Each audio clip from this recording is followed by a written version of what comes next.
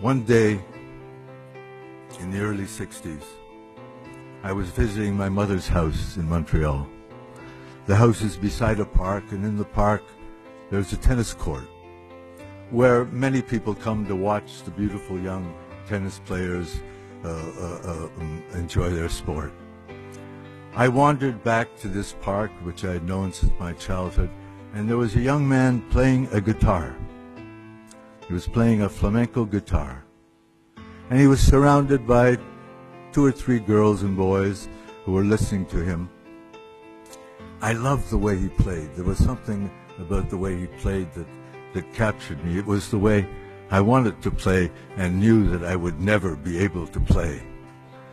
And I sat there with the other listeners for a few moments, and then there was a silence, an appropriate silence. I asked him if he would give me guitar lessons.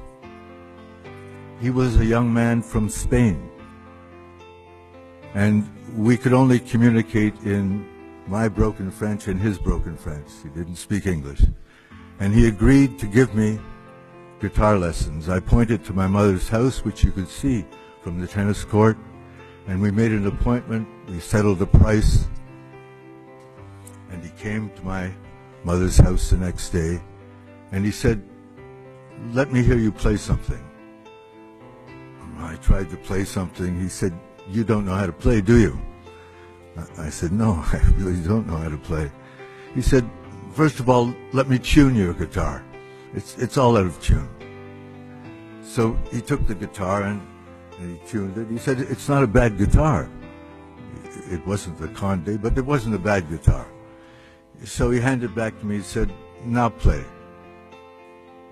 Couldn't play any better. He said, "Let me show you some chords." And he took the guitar and he produced a sound from that guitar that I'd never heard. And he played a sequence of chords with a tremolo. And he said, "Now you do it." I said, "It's out of the question. I can't possibly do it." He said, "Let me put your fingers on the frets." And he put my fingers on the frets. And he said, now play." It was a mess. He said, "I'll come back tomorrow." He came back tomorrow. He put my hands on the guitar. He placed it on my lap in the way that was appropriate. And I began again with those 6 chords, 6-chord progression that many flamenco songs are based on. I was a little better that day. The 3rd day improved, somewhat improved. But I knew the chords now, and I knew that although I couldn't coordinate my fingers with my thumb to produce the correct tremolo pattern, I knew the chords. I knew them very, very well by this point. The next day, he didn't come. He didn't come. I had the number of his boarding house in Montreal.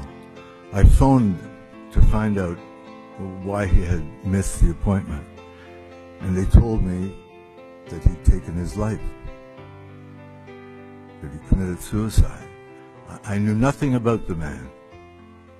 I did not know what part of Spain he came from. I did not know why he came to Montreal. I did not know why he stayed there. I did not know why he appeared in that tennis court. I did not know why he took his life. I was deeply saddened, of course. But now I disclose something that I've never spoken in public. It was those 6 chords. It was that guitar pattern that has been the basis of all my songs and all my music. So now you will begin to understand the dimensions of the gratitude I have for this country. Everything that you have found favorable in my work comes from this place.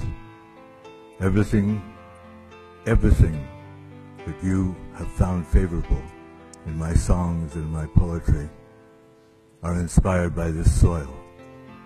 So I thank you so much for the warm hospitality that you have shown my work, because it is really yours, and you have allowed me to affix my signature to the bottom of the page. Thank you so much, ladies and gentlemen.